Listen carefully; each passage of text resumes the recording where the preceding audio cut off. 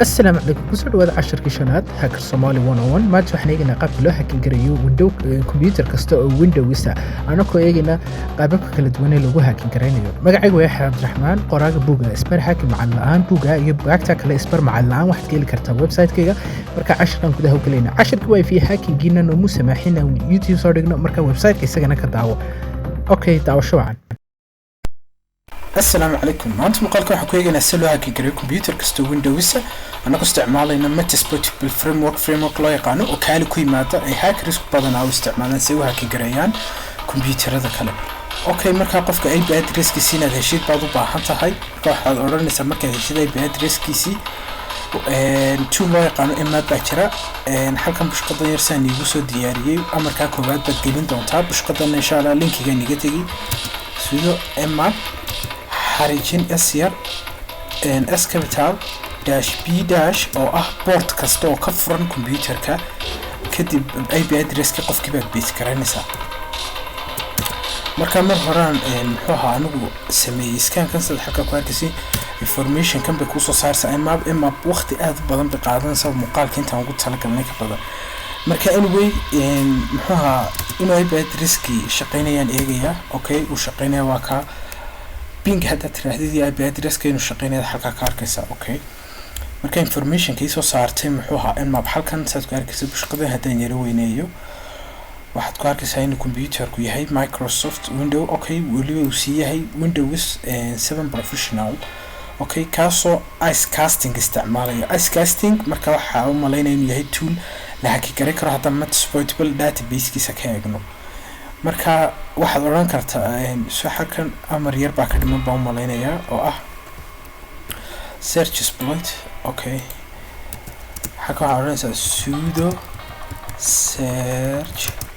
search exploit amarka inaad gelisid bay noqonaysaa maxaa terminalka marka bushqadan ka ilaaway halkan waxaan u dhigayo okay terminalkan gelina waxaan oranayaa sudo search exploit ice cast okay saan sheegay mar hore Metasploitable framework wuxuu leeyahay ayaad ka heli kartaa haka waliba isagoo Windows waa kan baan u maleynayaa oo waliba khaliyo waxaad gelinaysaa okay marka waxaan ku kicinayaa Metasploitable sudo msf console sad halka amarka ku arkaysid halkaan ku sharaxay hataan ku highlight gareeyo mouse-ka aad arkaysid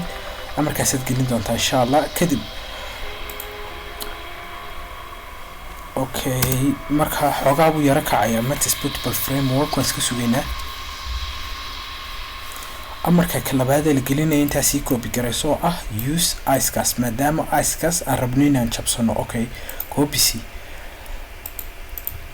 halkan waad ku base garaynaysaa markaad ku base garaysid use icecast wuxuu isticmaalaya marka toolkii loogu talagalay hacking ee icecast marka Metasploitable framework aan hadda isticmaalaynaa waa application terminal oo graphic interface lahayn laakiin terminalka kugu shaqeynaya kaasoo muxuu ahaa ay ku jiraan toolasha hacking-ga software-ada Windows-ka Linux-ka waxyaabaha kala duwan marka ii sheeg marka markuu noo kacay clear baan oranaya yar khaanadii buu yaro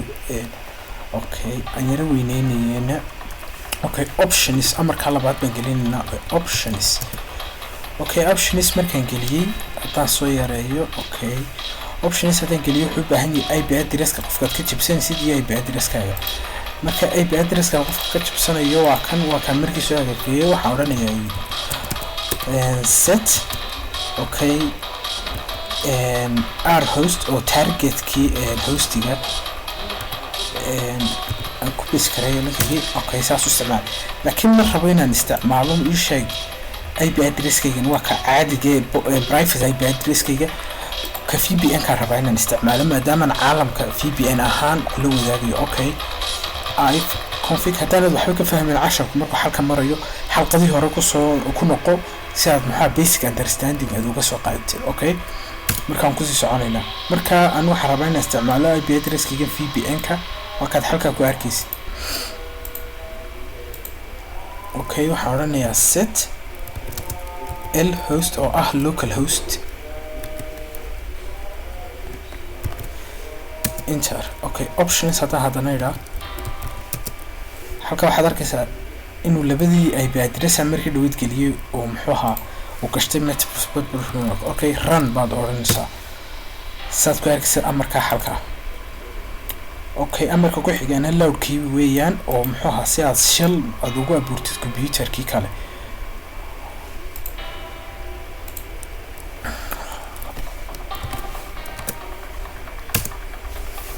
computerkii kale hadda waan hacking garaynay oo muxuu ahaa gudihiisii baan galay halkan saad ku arkaysa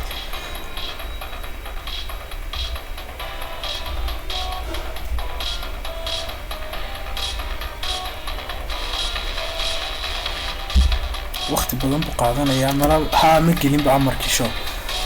okay uu load garaynaya kiwi okay waka kiwi noo galay marka computerkii hadda waa hacking garay gudihiisii baan ku jiraa haddaan screenshot ka qaato aan ilaahdo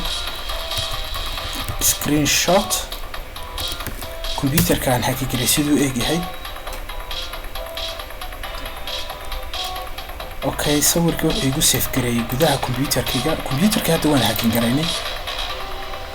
waa kan sawirkii adeerkiisii muxuu ahaa computer Windows 7 sidoo noo sheegay oo weeyaan ka icecast application kan hacking garaynay noo sahlinaan ka dhex galno okay waxyaabo kala samayn kartaa hadda gudihiisa markaad ku jirto waxaad oranaysaa help sidoo gaad waxyaabaha badan aad samayn kartid okay waxaan jira wax loo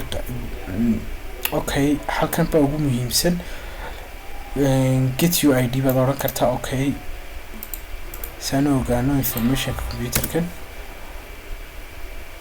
okay username dark pc baa la yiraahdaa qofka isticmaalaya dark pc okay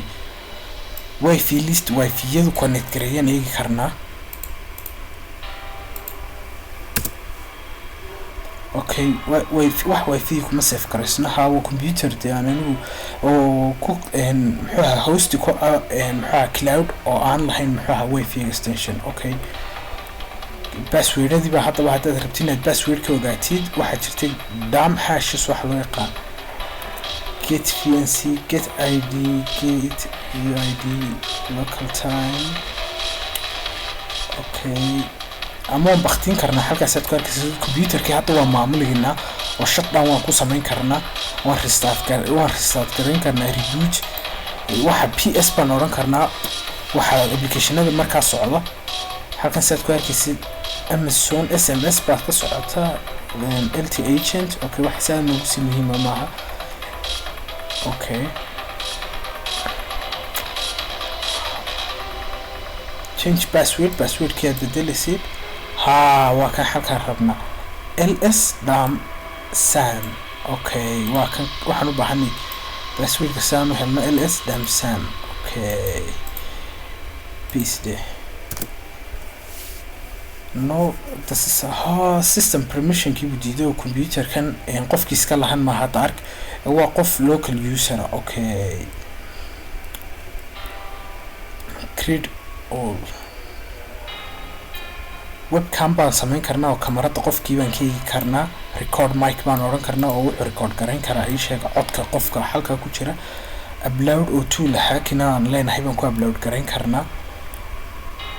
hadda basically computer kan ku jira haddaan imko kala yiraahdo shell okay halkaas aad ku arkaysid windows isku bedeshay maxaa command promptgeedi haddaan yiraahdo dir faylashiisa si aan soo saaro okay waa faylashoodii qofka wuxuu ugu jiray faylashiisii oo dhan okay cd admin okay adminka maxaa ugu jira dir faylasha adminkana adiga halka ku arkay basically qaabkan baa loo hacking gareeyaa computerada fadlan haddii aad casharkan kugu yaraataada ku noqo casharaantii hore casharkii way fi hackingna muxuu waxa loo diiday YouTube ee website ka soo dhigi doona